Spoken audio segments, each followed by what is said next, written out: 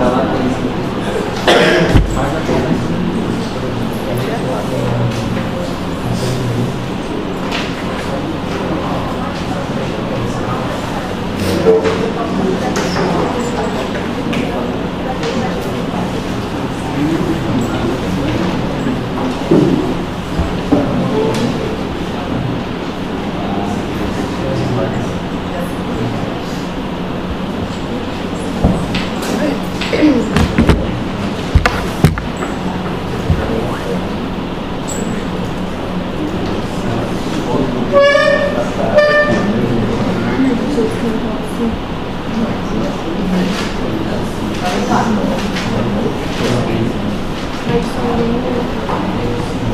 Gente, eu tô com dor de garganta, tomando remédios, então eu não vou gritar muito, tá?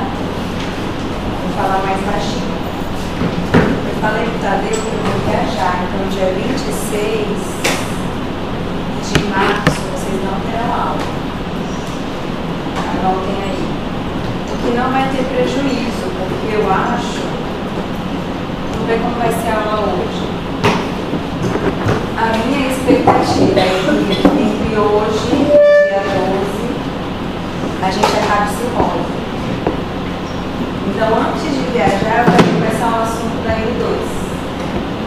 Entendeu? E essa aula do dia 26 a gente já repôs no sábado. Então não vai ter problema nenhum.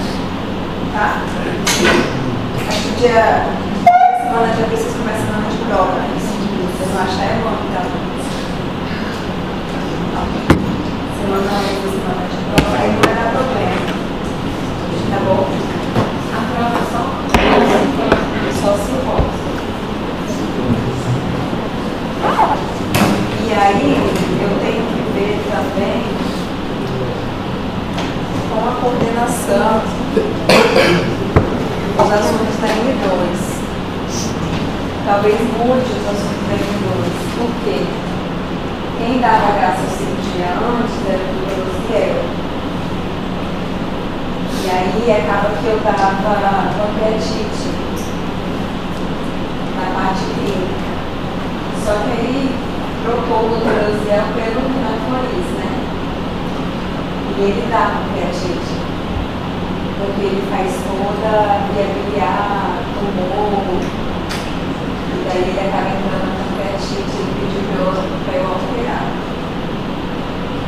E aí o que vocês não tinham no 4 anos, que é o que eu estou na metropolitana, vocês não tinham.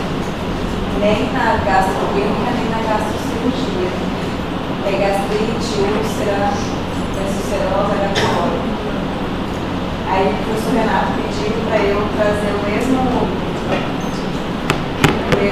emenda que a gente faz na clínica para a gente ficar igual. Então talvez eu não dê pancreatite, eu acho que quem vai dar vai ser na Flores, sabe? O que eu acho muito melhor para vocês. Vai ter que ver sua coordenação. Eu não falei ainda com a dona, tá? Eu vou falar com a dona. Mas eu acho que só para vocês é melhorar. Tá certo? Vamos lá. Só cai cirrose, né? Você sabe o que é isso?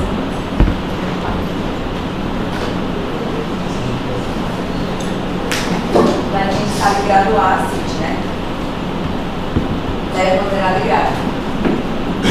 Nem toda a CIT vai demandar para ser tese. Né? Às vezes aquela CIT leve, que a gente só vê no ultrassom, basta uma restrição salina.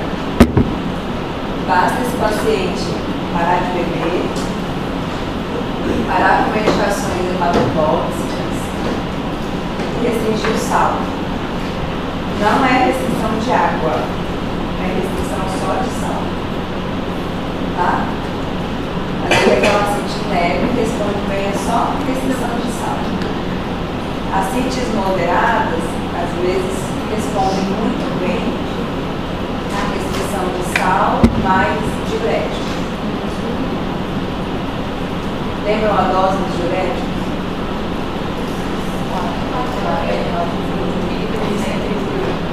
Cada 40 para 100. Essa é a dose. Perfeito. Então, às vezes, a ascite moderada vai muito bem só com diurético. Porém, vocês lembram que tem paciente que não tolera o uso de diurético. Por quê? Função renal. Piora da função renal. Eletrodo. Distúrbio hidroeletrolítico. Hipotensão. Então, existem duas possibilidades do paciente ter ascite refratária. Ou ele não responde ao uso de diurético, não responde mesmo, ele não perde o volume necessário, mesmo que ele não piore a função renal, ele não perde, não consegue diminuir a ascite ainda no paciente. Isso é uma ascite refratária. Ou aqueles que são resistentes, não tolera o diurético, ele sempre faz algum efeito colateral. Seja pela função renal, encefalopatia, hipotensão, não dá certo. O diurético para ele não dá certo. Então, esse paciente precisa fazer tratamento de alívio de tempos em tempos. Tá certo? Quanto que a gente tira de volume de ascite? Depende, né? Eu até falei, naquela linha ali, 3.200. Tá? Então depende, o que a gente evita é tirar mais de 5. Porque se tira mais de 5, tem que repor a albumina. Não é todo lugar que tem, você pode fazer. Se repõe muito volume de uma vez só, você pode fazer complicações com congestão e introdução. Então não é que não pode, eu já tirei algumas vezes, uns 10 litros, mas é perigoso. Tá bom? Já tirei 3. Oi? 13. E o pior é que o baldinho tinha 5 litros. A gente tinha que tirar o baldinho, colocar o baldinho no escuro, jogar o ar fora. A gente ficava mandando o baldinho pelo hospital. Mas foi assim, foram poucas vezes. Em geral, é 5, 6 ali, uma pouquinho, tá? Mas por que eu curiosidade mesmo? Esse tipo de festa? Pede. Qualquer líquido corporal pede. Mas eu não acho que é 2 colocado assim. Eu acho o cheiro de xixi pior. Sabe aqueles pacientes na enfermaria que ficam lá com xixi horas e horas, demoram a trocar? Eu acho aquele cheiro pior do que o do líquido acídico. Mas deixe lá o líquido acídico também sem jogar o baldinho fora para ver se não vai ficar. Mas toda secreção pede. Coriza e alina tem um cheirinho, né? Deixa a criança sem limpar aquelas corizas, deixa ela catar lá. Mas é menos, assim, eu não acho tanto não. Vamos lá. Nesses pacientes que são muito resistentes ou muito refratários, a gente tem que considerar chips. Lembram dos chips? Deu meu amigo de chips. Ele mostrou um videozinho da gente desviando o pulso. Então a gente, principal indicação, hemorragia digestiva alta de repetição e ascite refratário resistente. São as principais indicações para a gente considerar chips. Mas chips não é de cabelo definitivo. Chips tem risco de complicação, chips tem risco de encefalopatia, pior encefalopatia. Então isso é temporário, tá? Chips é uma ponte para o transplante. Provavelmente esse paciente vai ser refratário na vida já. Professor, esse paciente refratário, tem uma maneira de levar assim para Não, você vai ficar fazendo paracenteses. Você vai. Só que você considera o chips para tentar melhorar a qualidade de vida, para ver se você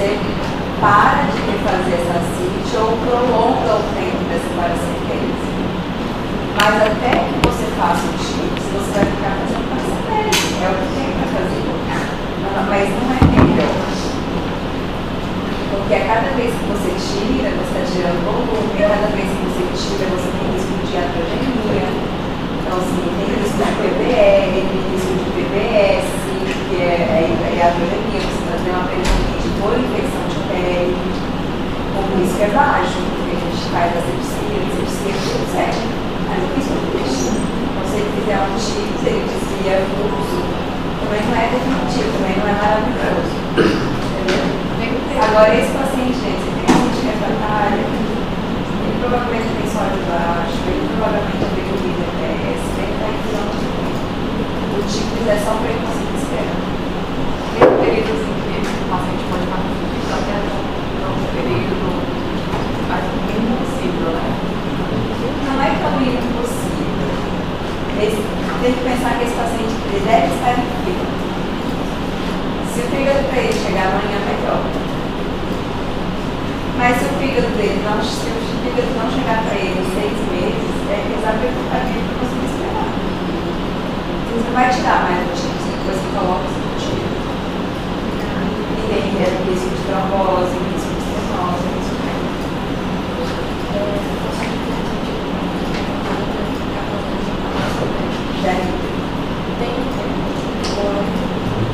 de quanto tempo depende. Tem paciente que consegue ficar um mês para fazer paracetese. Controla bem a dieta, responde a restrição de sal, tal. Mas tem paciente que toda semana não dá. A evolução da doença é muito diferente. Muito diferente. Tem paciente que nunca teve acidente e não para de hemorragia digestiva. Não tem como dizer vai ser assim, vai ser assim, vai ser assim.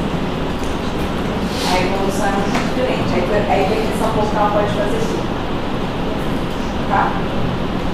Então não há uma regra. Lembra que eu falei, né? O objetivo de vida de quem cuida de paciente pode evitar complicações. Que a cada vez que o paciente tem complicação, ele aumenta a mortalidade. Então, a cada vez, aí é uma outra coisa, não é melhor ficar fazendo paracetese? A cada vez que ele vem com paracetese, aumenta a mortalidade. Tá bom? Com todos os riscos que podem acontecer, tá? De paracetese. Que são poucos e vocês vão fazendo, mesmo no internato, vocês vão procurar uma barriga para uma paracetese. Tinha no centro, não sei como é que tá agora. PBL. PBL é peritonite bacteriana espontânea. Todo paciente com ascite tem risco de ter PBL. Tá? Espontânea. Aí, assim, veja bem. Acompanhem comigo. Se o paciente já é sinótico, se o paciente já tem hipertensão portal complicada em ascite e faz uma infecção desse líquido acítico, a mortalidade dele já aumentou muito, certo? Só que todo ele ser cirrótico, a mortalidade aumenta. Aí tem hipertensão portal grave, tem ascite, faz PBL, isso a mortalidade dele é muito grande. Então, em lugar nenhum que vocês leiam assim, o risco da mortalidade ou o prognóstico é bom, nunca será bom, tá? Agora, a gente consegue salvar a vida de um paciente se a gente começa a tratar uma PBE rápido. Mas só o fato dele ter PBE, a mortalidade é alta, o prognóstico é ruim. Certo? Alguns pacientes podem ter PBE assintomáticos. Por quê? Alguém entende? Mas me ajuda. Por que o paciente que tem PBE, que é uma peritonite causada por uma bactéria, pode evoluir sem sintomas? Quais são os sintomas de PBE? Quais são os sintomas de PBE? Sintomas de infecção em geral. Quais? Vocês são muito abrangentes. Febre, dor. Como que é a dor da peritonite? Positiva, descompressão brusca, um abdômen rígido, pode ter febre, o que mais?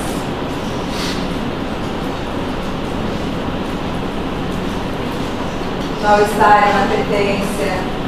Então são sintomas infecciosos gerais. Mas por que às vezes esse paciente pode ser assintomático?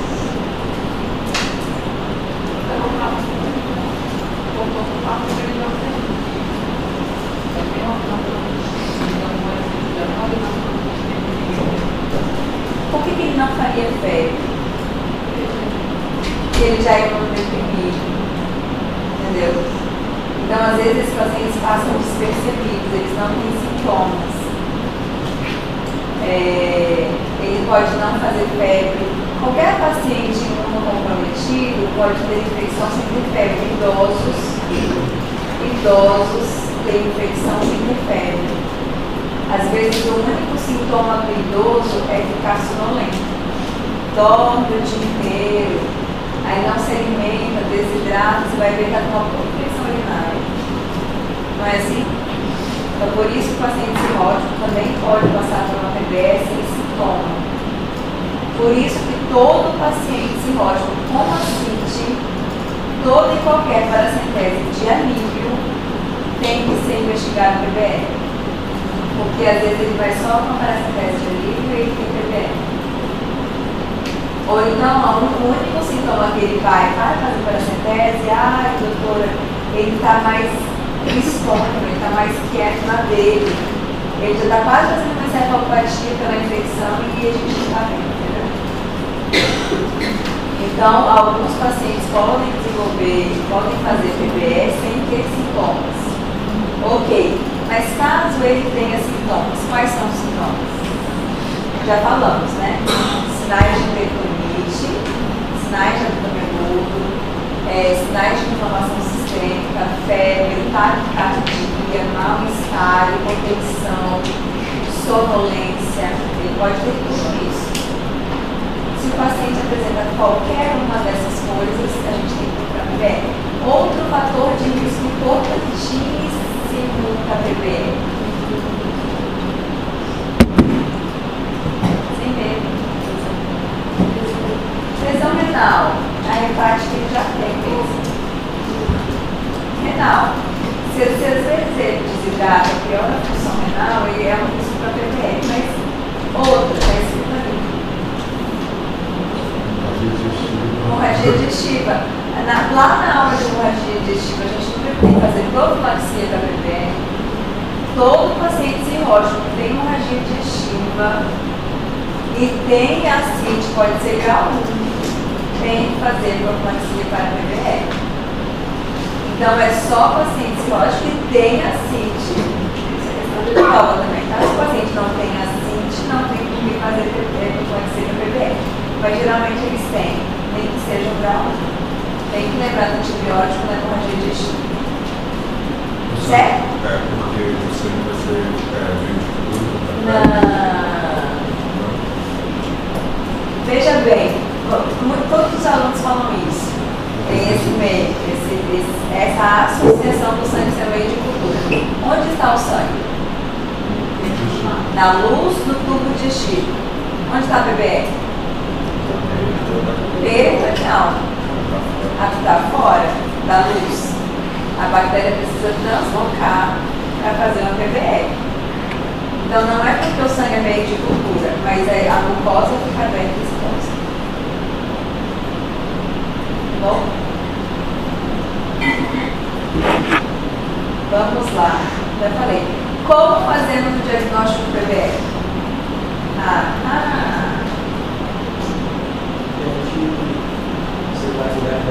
Quando a gente fez a paracentese diagnóstica, a gente media tudo. Amilase, citologia oncótica e celularidade total e diferencial. Para quê? Para ver PBL. A celularidade é para procurar foco infeccioso. Qual celularidade? Quais são as células? Celularidade total ou leucócitos? Diferencial ou polimorfo nuclear? Quais são os polimorfos?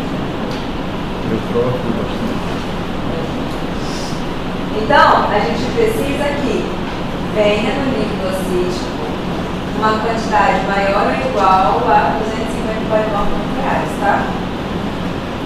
Então, se o laboratório te manda assim, leucócitos, líquido assim, 300,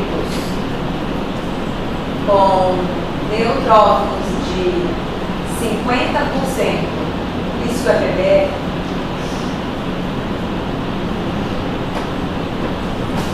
Adoro ver como vocês estão me acompanhando, porque eu faço cálculo simples e ninguém está nem ouvindo. Se o laboratório, você faz uma tese de equilíbrio, pega a singularidade, a gente só libera o paciente depois que vem a singularidade, né? E ele coloca assim, leucócitos, 300, neutrófilos, 50%. Isso é bebê? Não, ele vai colocar o embora. Vai dar 150, não é? Então não é para olhar o valor total de leucócitos. O que a gente quer é polimorfo nuclear. Tá? Polimorfo nuclear tem que ser maior ou igual a 250. Feito isso, o paciente tendo sintomas ou não, feito diagnóstico do TBS, precisa tratar. Tá bom? Mas vamos lá, minha gente. Tem um paciente cirrótico. Quem está de novo? Ninguém quer estar. Hoje vocês estão em poucos aqui, né? Parece que tem menos gente aqui do que no sábado. Quem está de plantão? Posso estar aqui? Você pode estar hoje ou você está aqui? Como é o nome? Ivo.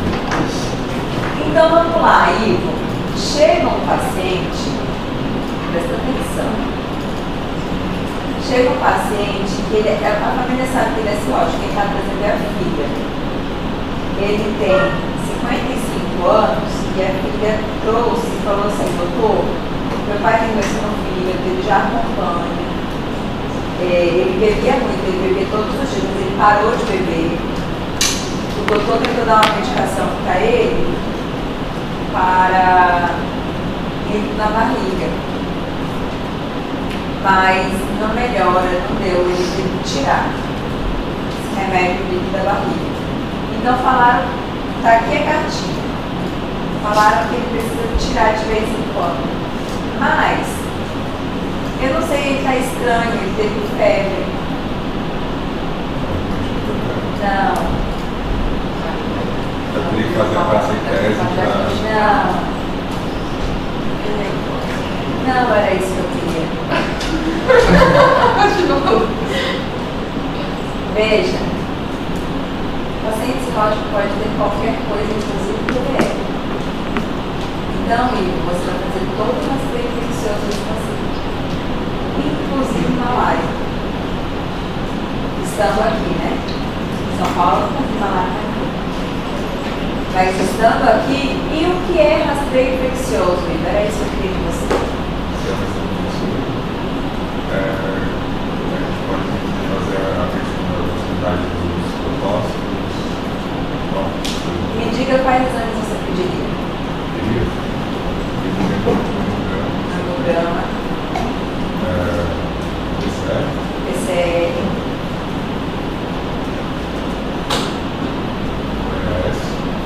Exame de urina.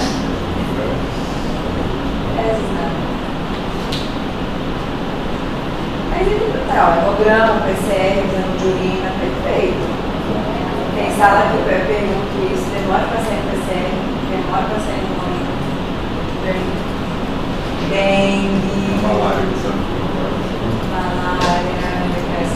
malária para todos, fez febre aqui. Tem que ter tudo. O paciente continua sendo um paciente com epidemiologia, ele não é só um cirrótico. Ele vai ter diagnóstico de cirrose? Tem, ele vai botar tinta pro Ivo. A gente vai ter geologia não. Pede.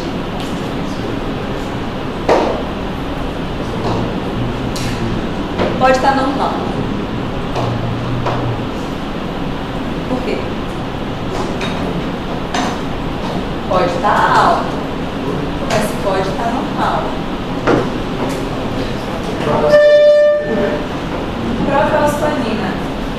falciforme não é todo lugar que você tem.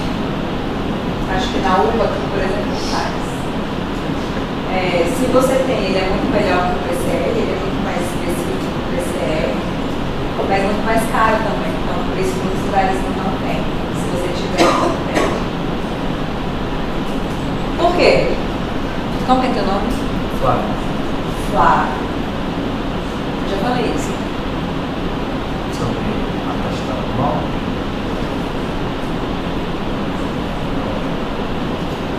Alguém ajuda, Flávio? Ah, sim. Não, mas aí tem uma explicação. Por que ele não vai estar alto agora? Pode não estar alto, um pouco alto, isso não vai influenciar muito minha conduta.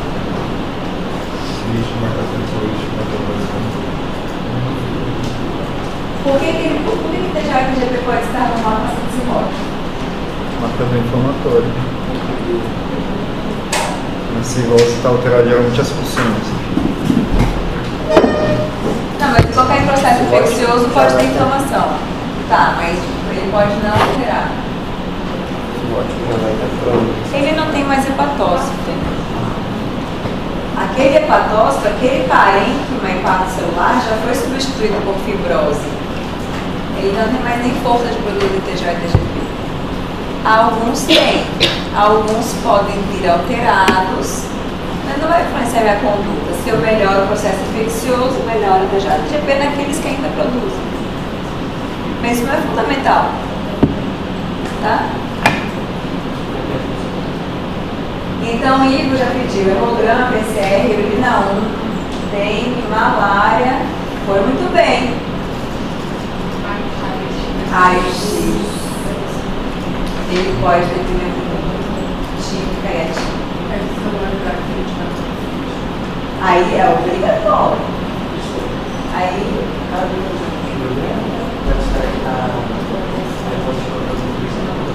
antibiograma? Ah, não, faz urina 1, urocultura, antibiograma. Tá.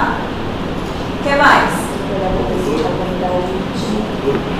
Hemocultura, sim. Se está no pronto-socorro, molhou a garganta do paciente com febre. Mandaram semana passada para Renato Moriz fazer uma endoscopia. Pensa que ele ficou com ódio. Porque o paciente chegou no PS com dor de garganta. E ele falava, não, é refluxo. Tudo bem, refluxo pode dar. Mas não olharam a garganta do paciente. Ele colocou o aparelho cheio de placa. Não deixe passar um paciente no pronto-socorro com febre para não olhar a garganta. Pelo amor de Deus, gente. E mandar ainda para endoscopia. O cirurgião de 30 anos. Vocês estão zoando, né? Mas isso foi muito bem. Foi muito bem. Entenderam? Então isso é rastreio infeccioso para toda e qualquer coisa.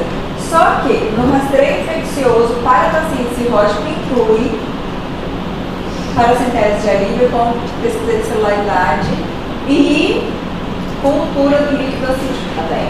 Tem que ter cultura do líquido acítico. Apesar de, a maioria das vezes, a cultura do líquido acítico vir negativa, tá? A maioria das vezes, a cultura do líquido acítico vem negativa. Mas a gente sempre colhe a celularidade, em suspeita de PBE, a gente sempre colhe a celularidade e a cultura do líquido acítico. Tá? Para que serve a cultura do líquido acítico?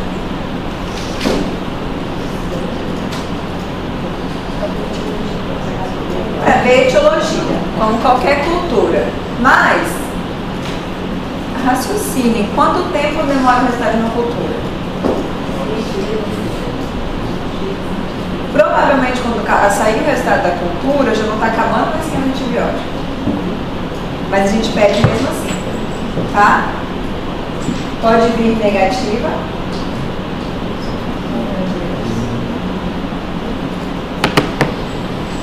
Deixa eu só responder meu marido, porque eu estou viva, né? Que eu tenho que falar que eu estou dando aula.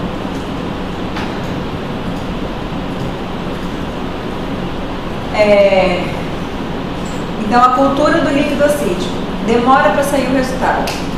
Mas, como toda e qualquer cultura, todas demoram pelo menos 3, 4 dias. A gente sempre faz a cultura antes de começar qualquer antibiótico, porque se lá na frente meu paciente falhar, não responder e eu precisar trocar antibiótico, eu tenho uma cultura para me guiar. Tá bom? Na verdade, a gente sempre coloca antibiótico na torcida de que em 48 horas o paciente começa a melhorar.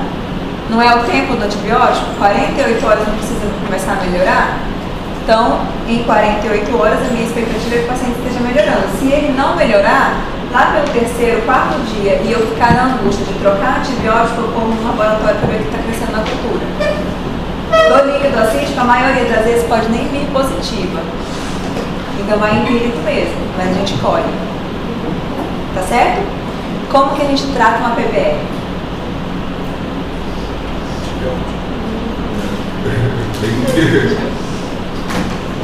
Tá indo muito bem.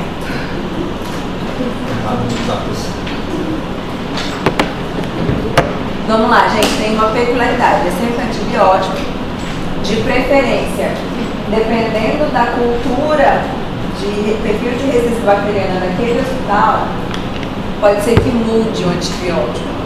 De uma forma geral, o ceftriaxona resolve muito bem. Tá?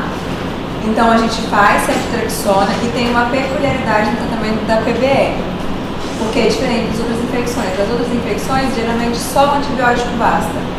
Para paciente cirrótico, toda e qualquer infecção, a gente precisa fazer expansão volêmica. Lembram disso?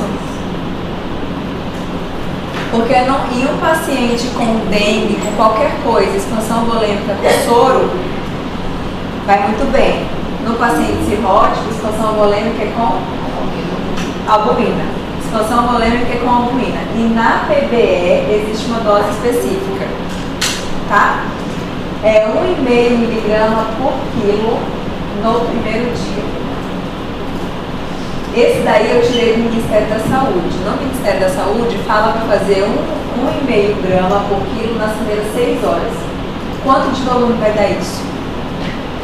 Para um paciente de 70 quilos. 70 quilos, 1,5 grama por quilo dá quanto? Então, você vai fazer 10, 11 ampolas em 6 horas. Oi? Não, nas primeiras 6 horas. Nem corre 10 taças de hora. Porque corre lentinho, né? Então, na prática, a gente corre esse volume nas primeiras 24 horas e fracionado.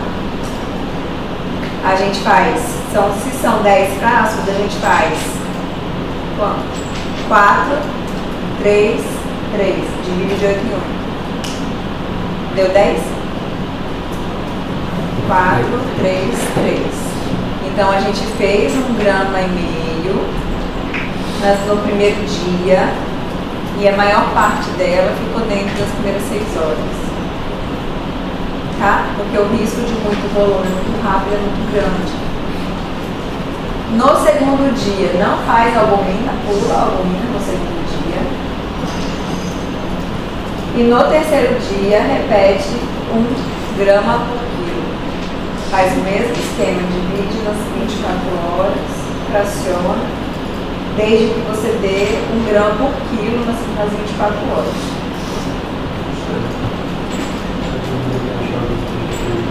Dá pra montar igual. Carregar outra cantina. Na prova, só vai querer saber, até nas aulas de residência, eles não vão colocar em 6 horas, não. Eles vão querer que você saiba que faz a antibiótico terapia o mais rápido possível e a expansão volêmica com albumina, 1 grama e 1,5 grama por quilo no primeiro dia, é assim que cai em prova, e 1 grama no terceiro dia por quilo. Tá? Beleza?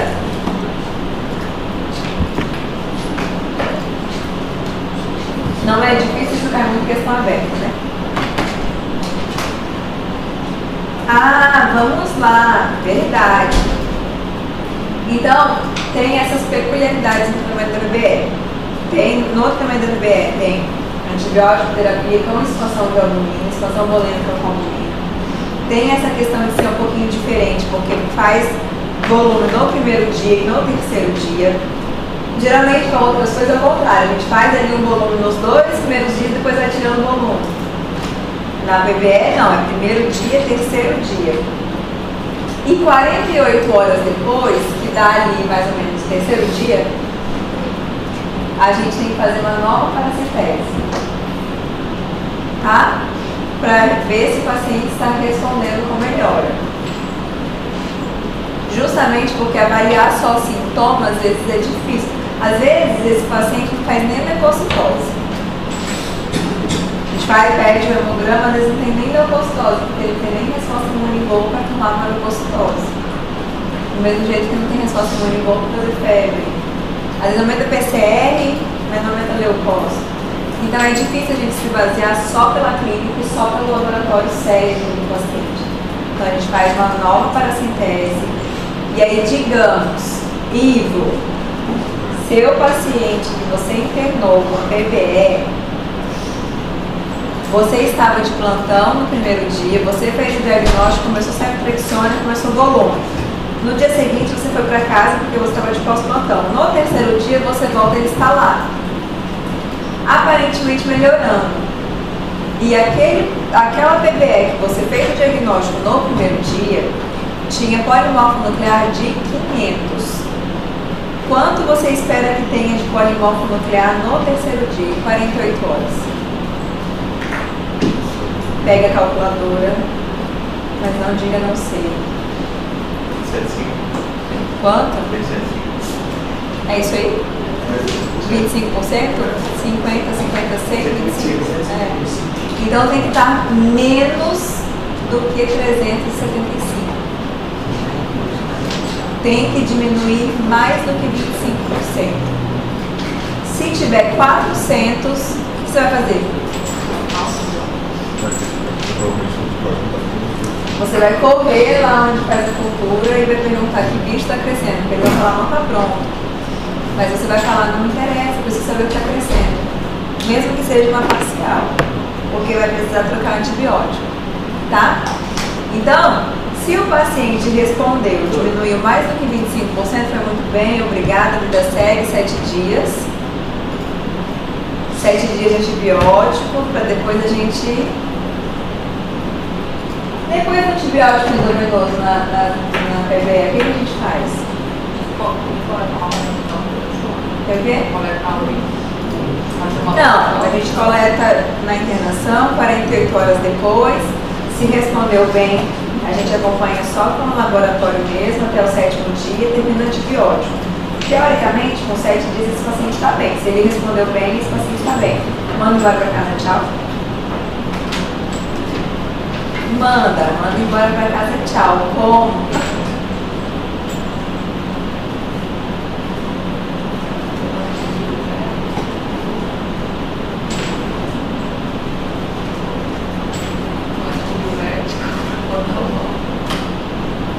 Ele já está com propanolol por qual motivo?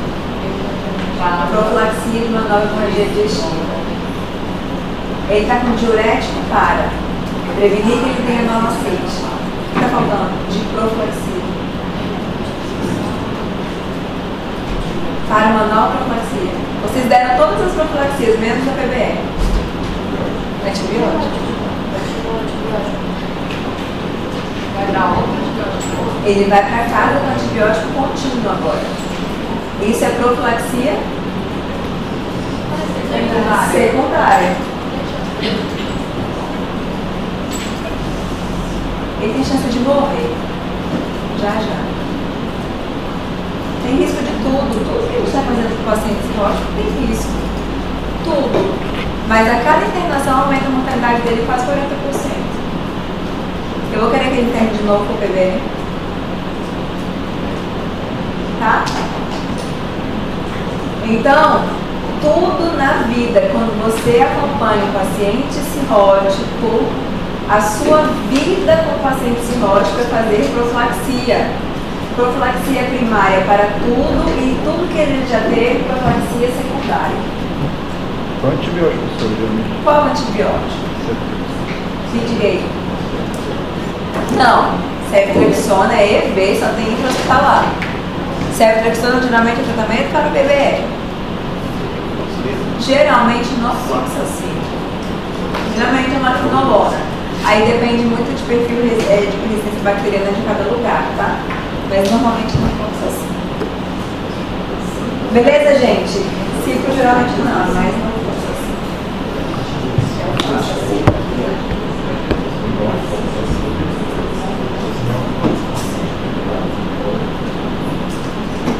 Tem um slide seguinte. Vamos lá. Agora, isso foi um paciente que deu certo. Isso foi um paciente que fez paracentese, 48 horas depois tinha melhorado. E terminou 7 dias, foi embora de alta com antibiótico profilaxia secundária. Mas ele não melhorou.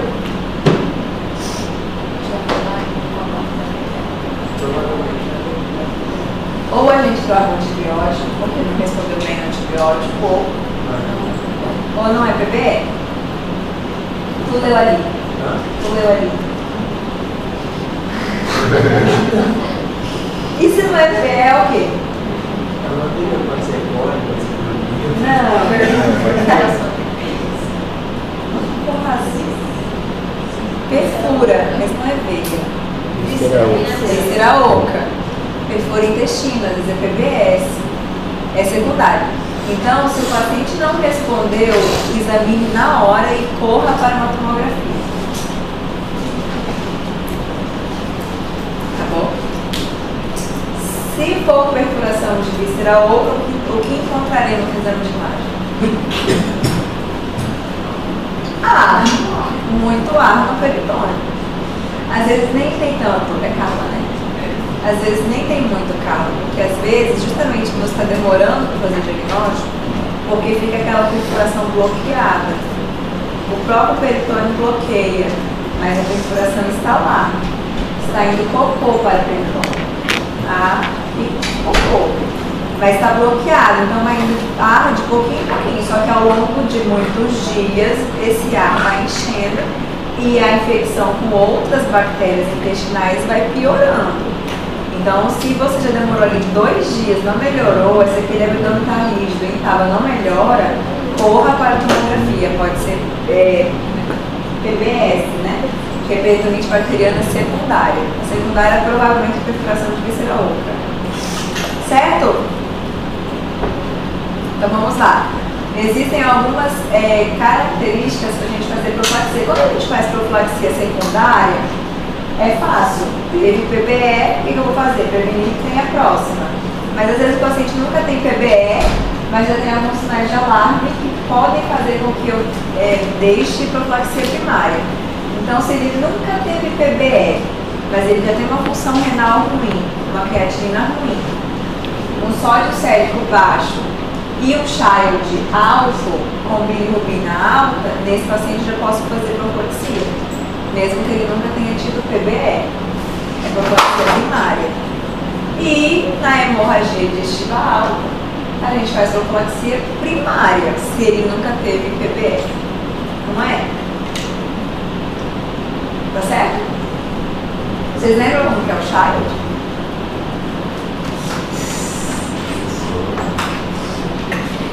Sempre que vocês forem passar visita no paciente cirrótico ou mesmo ambulatorial, digam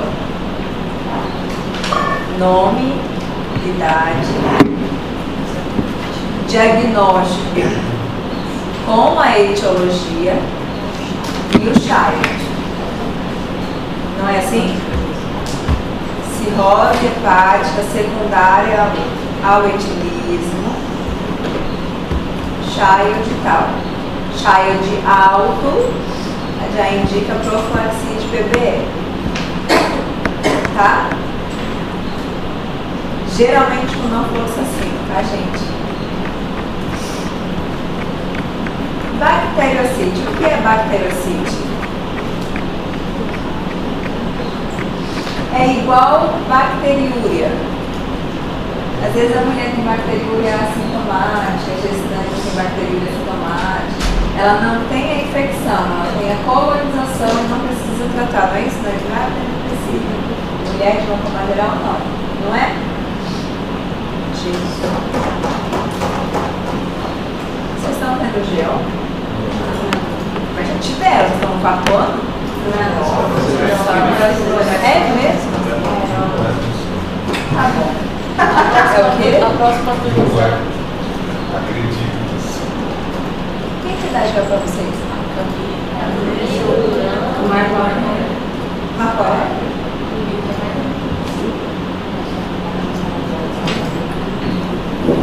Então vamos, gente, a bacteriocite é o seguinte. É quando o paciente tem cultura positiva, ele tem bactéria no líquido cítico, mas ele não desenvolve doença e não aumenta a polimorfo nuclear. Tá? Ele tem uma cultura positiva. A gente trata qualquer pessoa colonizada? Não, tá? Bacteriocite não trata, mas fique de olho. A cada parasitese, toda parasitese de alívio tem que fazer celularidade, certo? Essa bacteriocite um dia pode aumentar a polimorfo nuclear e nesse momento, o dia que aumentar a polimorfo nuclear, tem que fazer tratamento para PBL. Enquanto for só bacteriocite, não precisa de tratamento. Tá bom? E a PBS que está escrito aí, a gente já falou. Corra para crescer. Aí, por que a cultura do PBS geralmente vem polimicrobiana? Porque perfurou, está indo todas as bactérias ali intestinais junto com gás e fezes para o peritônio. Por isso que ela pode ser polimicrobiana, tá? Aumenta muito o polimorfo nuclear, muito mais do que 250, e o tratamento é outro. Certo? Encefalopatia? Encefalopatia. Alguém, por favor, lê para mim? Que eu tô muito Um conjunto de alterações neuropsiquiátricas associadas à disfunção do fígado ou após derivação de pontos sistêmicos. Tá bom, calme aí, Igor. O que ele está querendo dizer com alterações neuropsiquiátricas?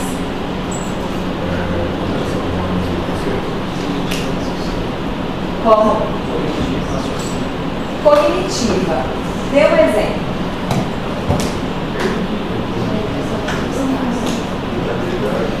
Ok. As encefalopatias, elas são graduadas, assim como a CIT, leve, moderada e grave. Às vezes, na encefalopatia leve, só tem alteração mesmo de tempo e espaço. Às vezes, o paciente só troca o horário do sono e vigília. Dorme de dia, fica acordado à noite. Só isso. Se o paciente chega falando isso pra gente no consultório, minha mãe não está dormindo nada à noite, mas dorme o dia inteiro. Já tem que ligar o alerta que isso já é uma encefalopatia. No caso do cirrose. Não no idosinho com delírio que troca o dia, não é isso. Tá, mas vamos lá. Às vezes essa alteração neuropsiquiátrica é só isso. Só alteração de sono e vigília com desorientação de tempo e espaço. Tá bom, o que mais?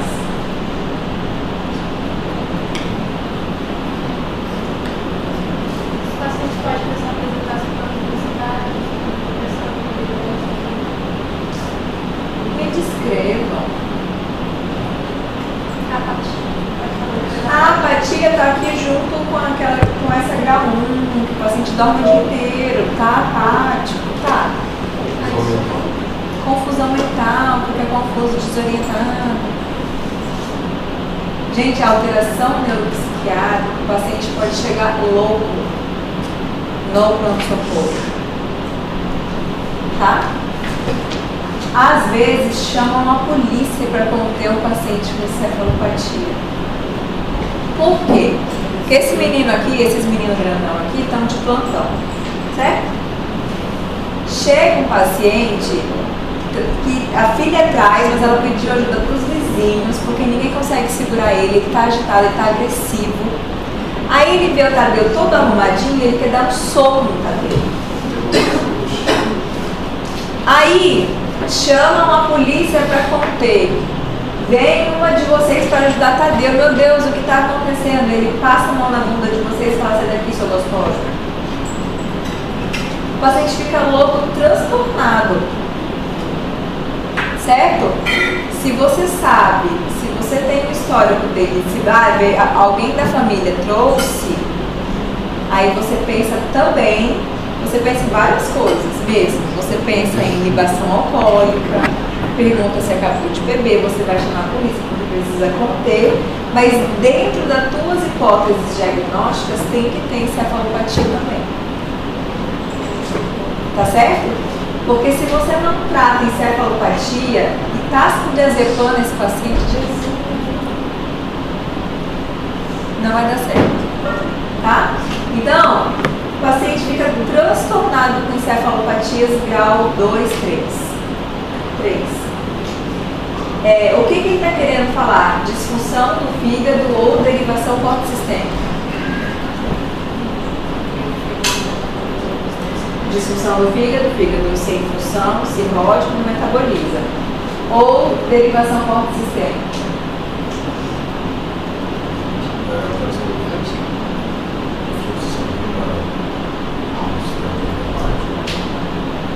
E o que é isso? Vai chegar cedo no cérebro. Chega no cérebro, chega. Mas o que é derivação porto-sistêmica?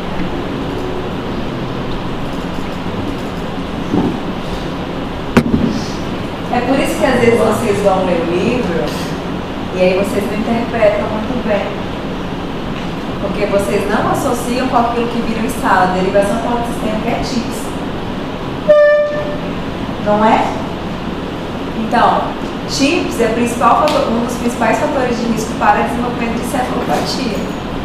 O fígado, aquele volume de sangue passa por uma parte muito pequena do fígado e vai direto para grandes vasos que vão para o sistema nervoso central. Então chega muito amônia no sistema nervoso central. Tá? Então, agora a gente entendeu essa primeira frase, né? Às vezes o paciente pode ter derivação porto-sistêmica sem ser TIPS. Então, às vezes, o problema desse paciente não é cirrose. Às vezes o problema desse paciente foi ali uma trombose, esquistossomose, qualquer coisa que aumente pressão de sistema portal e que faça o paciente desenvolver, às vezes ele desenvolve colateral, sem a colocação de um TIPS. Quando ele desenvolve colateral, aquele fígado que ainda metabolizava, que é diferente do fígado cirrótico, também pode ter encefalopatia. Porque ele está desviando o fluxo normal hepático, passando por uma colateral mais rápido pelo fígado e para o sistema nervoso central. Tá? Então, a derivação porto-sistêmica pode ser por shunt, que o próprio paciente fez por colateral, ou por colocação de TIPS. Ivo, continue, por favor. De modo bem simplificado, a encefalopatia ocorre quando o fígado não consegue impedir que toxinas provenientes da dieta e da ação das bactérias intestinais cheguem ao cérebro, causando lesão cerebral. Isso pode ocorrer a hepatite aguda grave, quando o fígado perde a capacidade de metabolizar essas toxinas, ou em casos quando há desvio de sangue de toxinas direto para o cérebro, sem passar pelo fígado, como após procedimentos cirúrgicos ou radiológicos para tratamento de hipertensão portal. Entenderam? Quais são os procedimentos cirúrgicos ou radiológicos para tratamento de hipertensão portal? TIPS. Tá? Hepatite aguda grave também pode fazer. Qual que é a principal hepatite aguda grave que pode acontecer?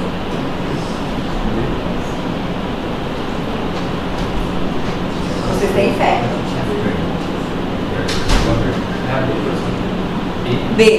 B no adulto. A hepatite B no adulto pode fazer uma hepatite aguda grave. Outra coisa que eu já falei em sala, que pode fulminar. Garrafadas, né? Não é só um chazinho. O chazinho vai piorando a defesa hepática devagarzinho, mas fulminante, eu já vi de garrafada várias vezes. Não foi uma só. Ele tomou uma garrafada. Ele tá todo dia Mentira. Todo dia a gente já falou pra ele. É um chá preto. Mentira. E ele não parou? Não. Todos são pretos. A gente precisa acolher o Anderson.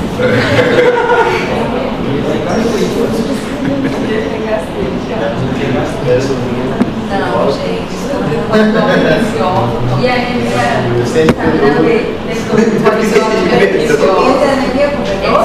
ela que matou Mas só fala que não. Tadinho, deixa Cara, tá nem aqui.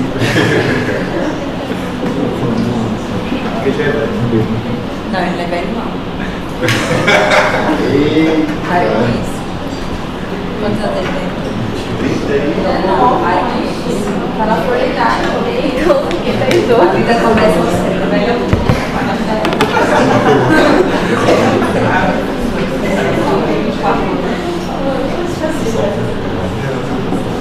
Gente, a vida começa aos 30. Com 20 e poucos anos são apenas bebês. Eu vejo essa meninada de 20 e poucos anos, pelo amor de Deus, tudo bebê. Tudo bebê morando com os pais, a maioria, nós somos todos. Não é? Morar com o pai é bom demais, gente. Pagar conta do filho que eu conheci. Quando o moleque começa lá, ele vai te dando uns pesos. Sai da casa dele. A vida começa aos 30. Gente, só ver aqui, eu acho que tem pouquinho. Eu vou parar aqui. Olha só, na próxima aula a gente acaba a encefalopatia e acaba rápido, porque tem só 8 slides para acabar. A gente acaba e acaba rápido. O que vocês poderiam fazer? Estudar, né, gente? Estudar, que a gente faz uma revisãozinha de fígado, que vai cair de porque na outra aula eu vou entrar em doença inflamatória intestinal, que já é assunto de N2, depois eu viajo. Então estudem.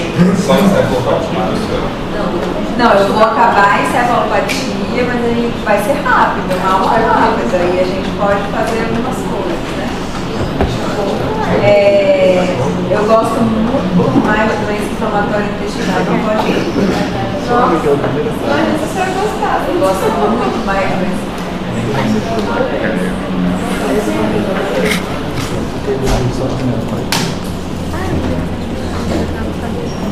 Vamos lá. Peraí que eu vou te chamar. Se hoje está muito bom.